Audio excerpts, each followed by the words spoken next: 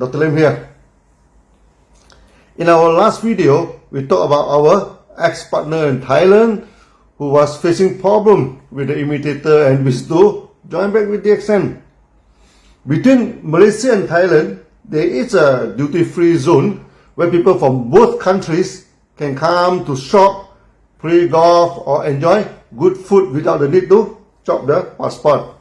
We meet at a duty-free place and I do not want to risk anything to meet them in Thailand. During the meeting, they told me the problem faced by them.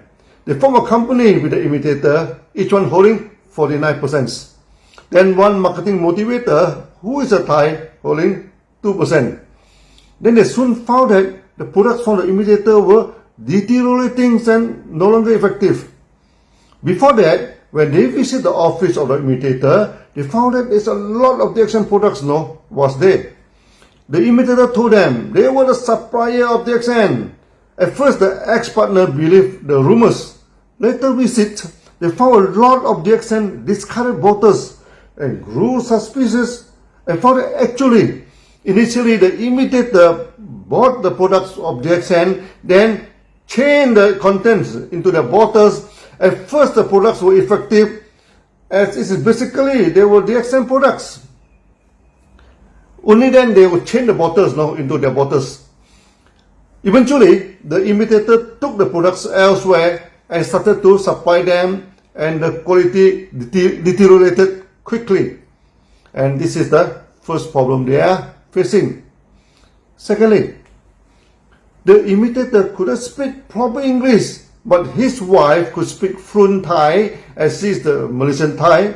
But the wife knew nothing about genotherapy, and all training had to be done by the Thai trainer.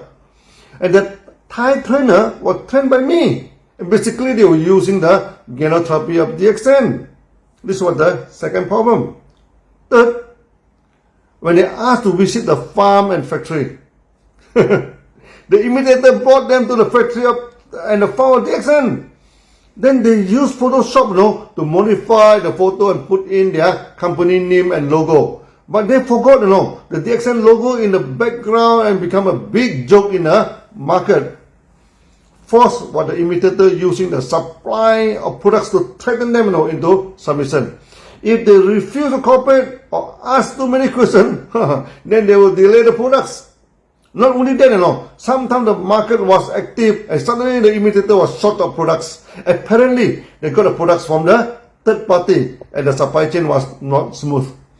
Lastly, also the most deadly problem was the imitator planned to take over the company completely. They gang up with the trainer and told the ex-partner of the accent that now the imitator group have 51%. They all have to listen to the imitator. All the bank accounts will be in their signatory and etc. I was on my last to date after listening to his problem. I thought he must be an idiot as when he joined hands with the accent, he was a major shareholder. Then why out of a sudden join hands with some imitator and become a smaller shareholder? He told me he was influenced and cheated by the imitator. That they hold the technology and supply it to the accent.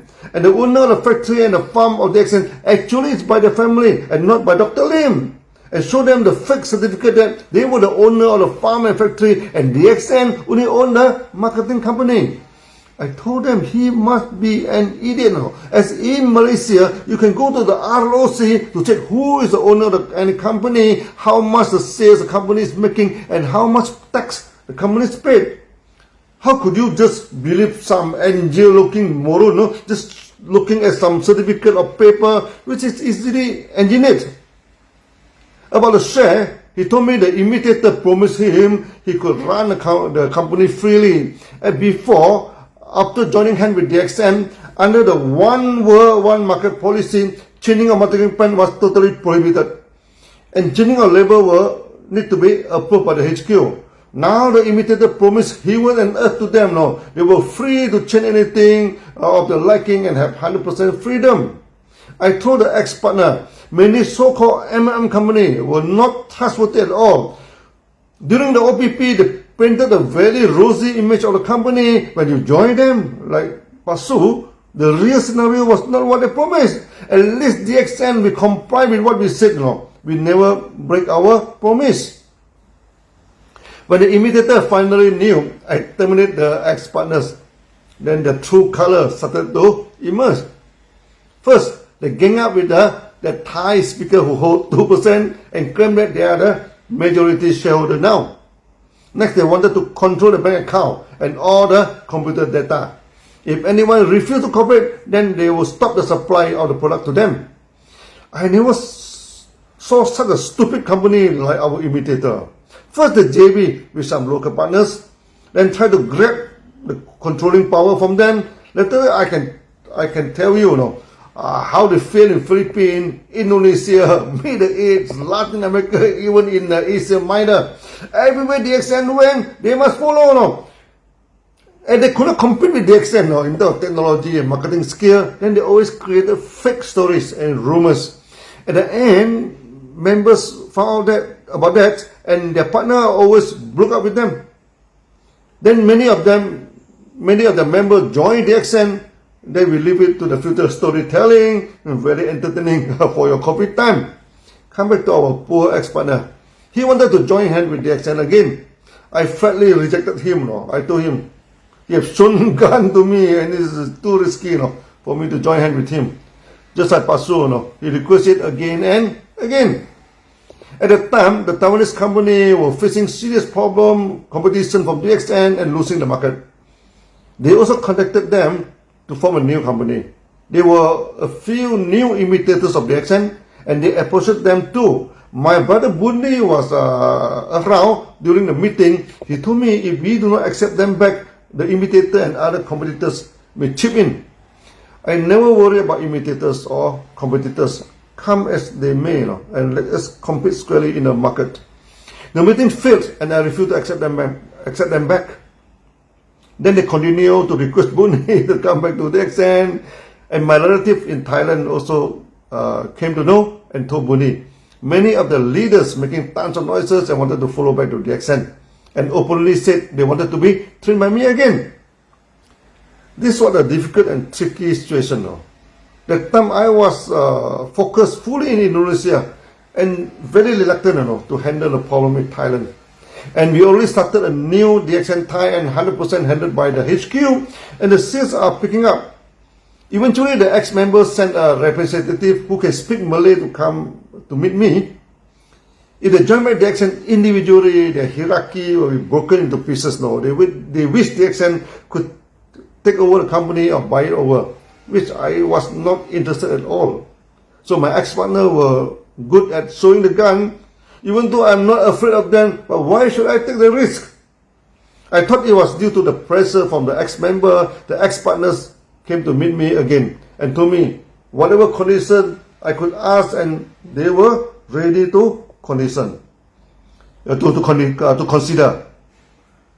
When things were developed to this extent, keep on rejecting them may not be good, as eventually they may join some other imitators and our ex-members will become our competitors to DXN members. I told them I was not interested to join hands with them again. But they can become the main stockists for DXN and perform the market freely. This is the same model as we applied in the Middle East till today. So for overseas, DXN applied the either or policy. Either the bunch is 100% owned by DXN or 100% the main stock agency. So that our one world, one market policy can be strictly implemented. So if any agency, they try to challenge this one world, one market policy, we can remove them. Many people took the one world, one company, one world, one market for granted. They do not know how much effort behind the scene we put in to make sure it is working. Once the ex-partner got my green light, they shifted back to DXN as main stockist. When the imitator tried to grab the company back, the ex-partner used the same dirty techniques again, showing the gun to the imitator. When they told me the story, they do not forget to tell me. This time they saw a James Bond gun, and two at a time. The competitor ran away like a frightened cat. not like me who threatened them back. This was story, and I'm almost laughing to death again. This is a story in Thailand. Now, Thai is a major market for DXN, and the visitors to our farm and factories to this day, more members from Thai than Malaysia actually. The story is a bit violent in nature, though. But the violence is not from DXN. We are just responding to the external threat. In Sunya, we always told Sunyati, compassion and love should be based on no conditions. We should love and be compassionate to other unconditionally. We cannot say that if you agree with me, then I love you. If you don't agree, then go to hell and burn by the fire wheel forever. But peace is always conditional, because peace need two parties, no, to achieve the peaceful state. We always want peace, no, but the other party should want peace too. When only peace can exist. If you want peace and the other party show the gun to you, then how to get peace? In the early day, the accent was threatened a few times. Not only in Thailand, someone shown the gun to me. In Indonesia, it happened again. Not by our partners or members, but by the stupid lawyer whom we terminated his service. This I shall tell you in our future story. We always respond firmly, when we face the threat, and we never back off. This is not a present story, but the world is not perfect, You don't always get fairy tales and romantic stories. For me, it is better to tell you the real and actual story. Then you can see how imperfect this world is. But at the end of the day, we overcame it and become successful, because we never cheat and harm people, and the results are always good at the end. Good cause always lead to good results and effect. In my next video, I shall tell you the story of DXN Indonesia, the first major market for DXN. It is also very dramatic, and you may not forget once you listen to it. See you all again. Bye bye.